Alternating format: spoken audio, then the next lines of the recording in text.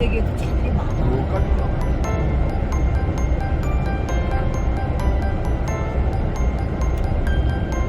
승객들을 들어갔다 하면서 오징어 민다고.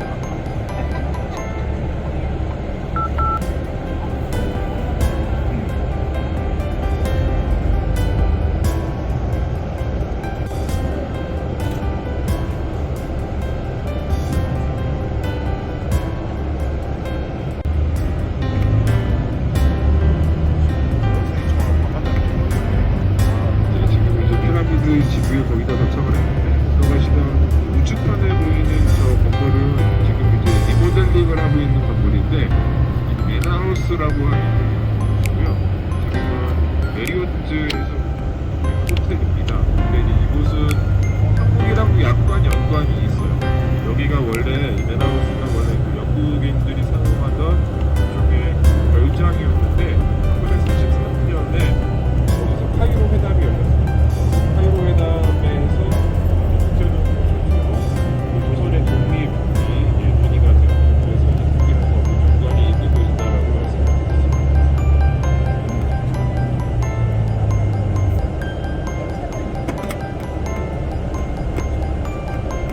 피라미드의 역사. 이집트의 피라미드는 대부분 파라오의 무덤입니다. 최초의 피라미드는 이집트 북부의 멤피스 사카라 지방에서 발견되었습니다. 기원전 2630년부터 2611년까지 이집트 제3왕조 때 지어진 파라오 조세르의 피라미드로 알려져 있습니다. 이 피라미드와 주변의 건축물들은 제상인 이모텝에 의해 설계되었습니다. 이후에 계단식 피라미드가 3번 정도 만들어지다가 어느 순간에 지금 보시는 삼각뿔 형태로 전환이 일어납니다. 변환 과정에서 시행착오도 많이 있었는데 그 과정은 다슈르의 피라미드에서 볼 수 있습니다. 다슈르 시대 이후에 건축적인 정점, 최고의 결과물을 이뤄낸 피라미드가 바로 이 대피라미드라고 말씀을 드릴 수 있습니다. 대피라미드 이후에 지어지는 피라미드들은 규모도 작아지고 건축적인 완성도 역시 떨어집니다. 그런 변화는 단순히 이집트의 사회적 역량이 줄어들었기 때문이 아니라 이데올로기적인 변화의 과정 때문입니다.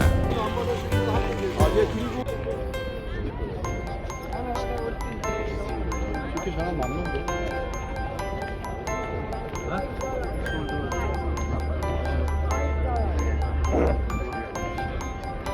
$5 cash. $5.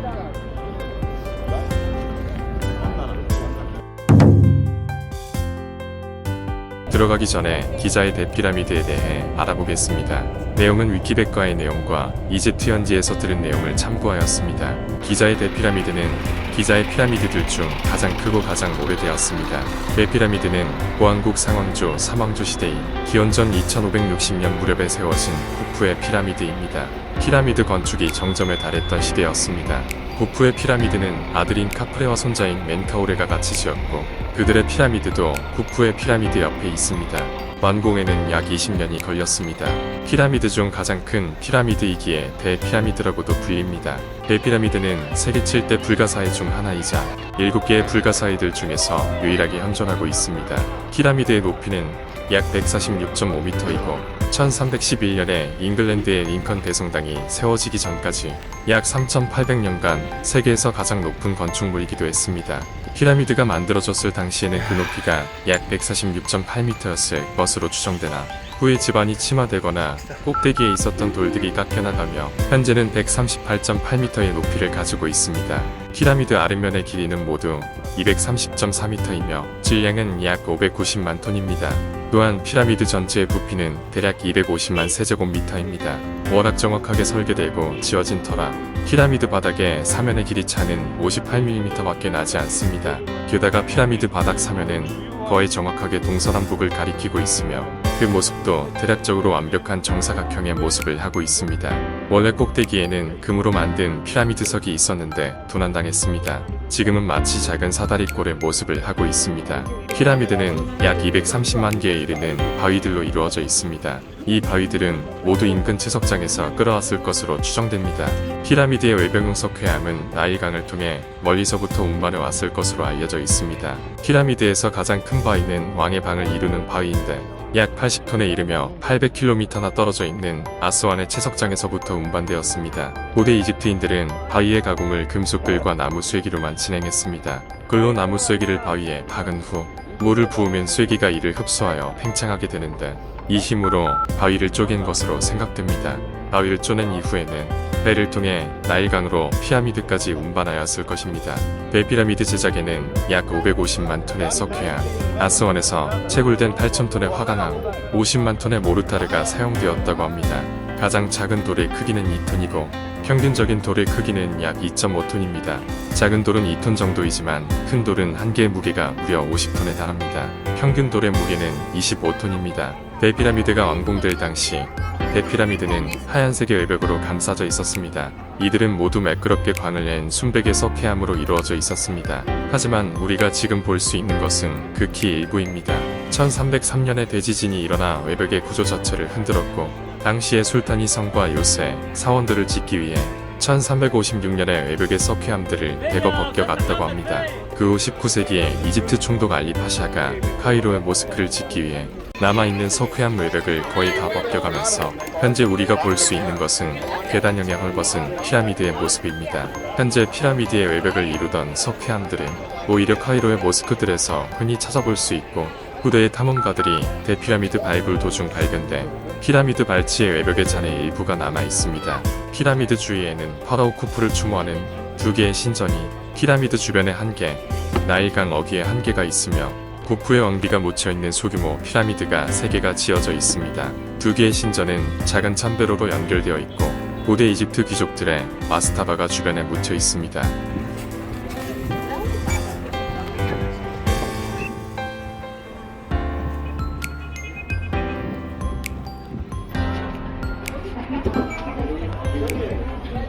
외부에 대해서 말씀드리겠습니다. 피라미드에는 두 개의 입구가 있는데 하나는 가짜 통로로 통하는 입구, 하나는 현재 쓰이고 있는 입구인데 이 입구는 9세기 초반 아바스 왕조의 칼리프 알마아문이 보물을 찾기 위해 뚫은 통로라고 합니다. 입구를 통과하고 오르막길을 오르면 좁으면서 길고 높은 거대한 대회랑이 나옵니다. 회랑이라고 해서 광장 같은 느낌이 아니라 그냥 높은 통로입니다. 좀 더 가다 보면 용도를 알 수 없는 새로 홈이 있는 벽이 있는데요. 예전에 침입자를 대비한 공간이었을지도 모릅니다. 아무튼 그 공간을 지나면 파라오의 방이 있습니다. 좁고 비좁고 덥고 습해서 인고의 시간을 가져야 왕의 방에 도달할 수 있습니다. 이름은 비록 왕의 방이지만 현재 용도를 알 수 없는 방입니다. 왜냐하면 왕의 방에 들어가면 중간에 있는 관 빼고는 특별한 것이 별로 없기 때문입니다. 그래서 고고학자들은 이 방이 왕의 방이 아니라 단지 도굴꾼들의 침략을 막기 위해서 만든 것이라고 생각하기도 합니다. 실제로 칼리파 알 마아문이 들어갔을 때도 보물은 하나도 없었다고 합니다.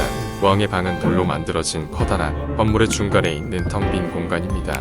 따라서 방 주위가 아무리 단단한 화강암으로 되어 있다 하더라도 위에서 바위들이 누르는 압력을 견디기에는 역부족입니다. 석회암 1세제곱미터의 무게는 2.6톤으로 왕의 방의 지붕은 1제곱미터다. 무려 254.8톤의 무게를 받습니다. 그래서 피라미드 설계자들은 조금이나마 돌들의 무게를 줄이기 위해 돌 위에 빈 공간을 만들고 돌을 쌓아서 무게를 분산시켰습니다. 왕비의 방은 역시 돌로 만들어졌으며 아직 용도를 알 수 없는 방입니다. 동서로 5.7m이고 남북으로 5.2m이며 높이는 6.2m입니다. 현재는 출입이 제한되어 있습니다. 대피라미드는 입구가 북면에 있습니다. 북면을 통해서 남쪽으로 들어가는 방식으로 만들어지거든요. 90% 이상의 피라미드들이 거의 같은 방식으로 만들어지는데요. 통로는 남북축으로 만들어지는데 반해서 내부에 있는 왕의 방 현실은 동서축으로 놓여져 있어요. 사진 찍기 되게 어렵네. 보물을 향한 집념.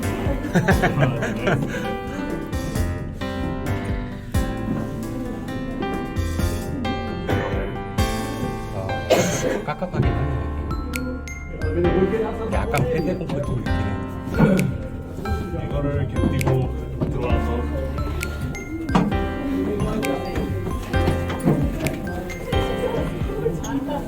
머리 아파 죽겠네. 뒤에 이체격으로 있는 거예요. 그러니까 선생님 키가 크셔가지고.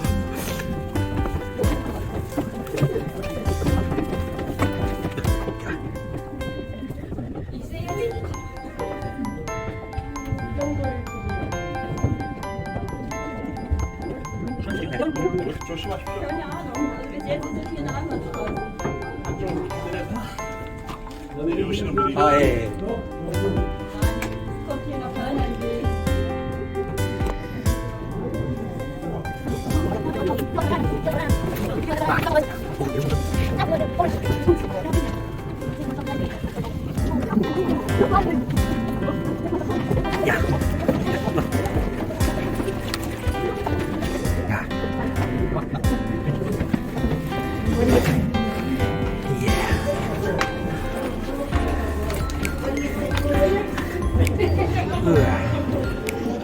오.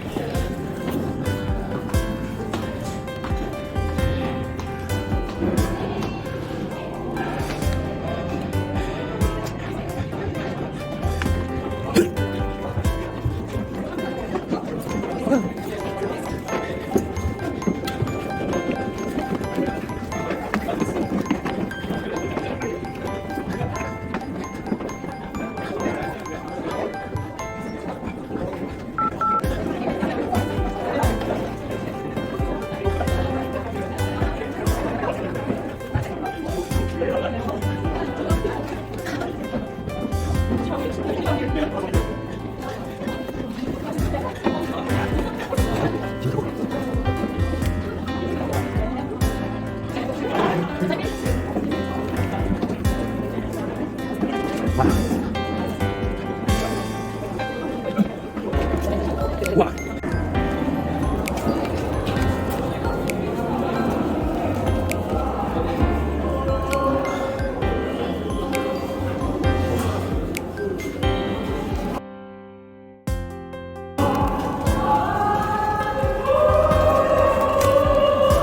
오.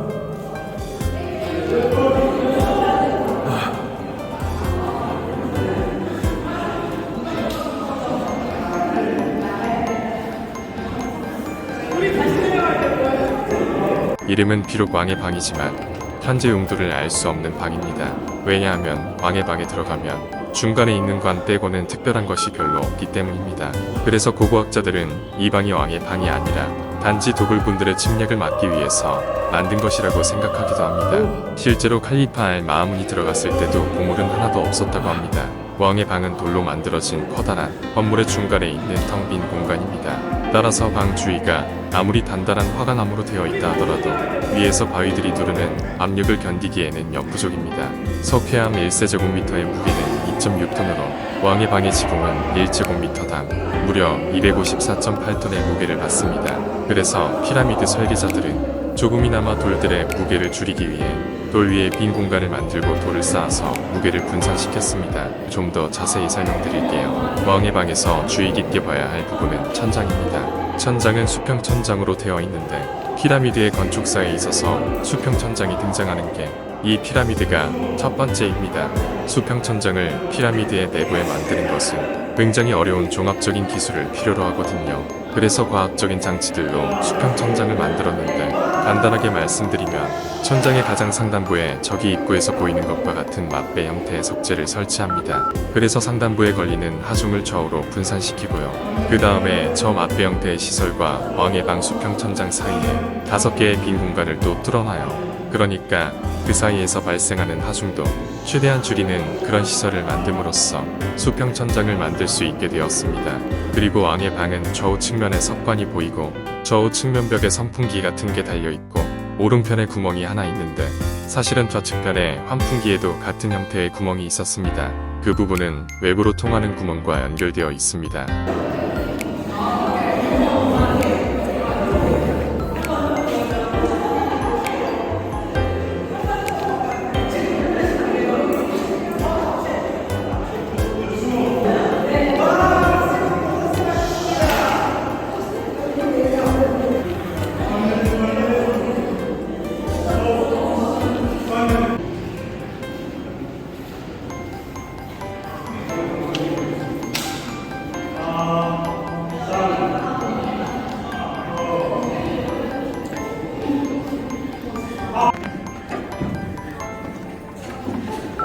내려갈 때 거꾸로 내려가야 돼.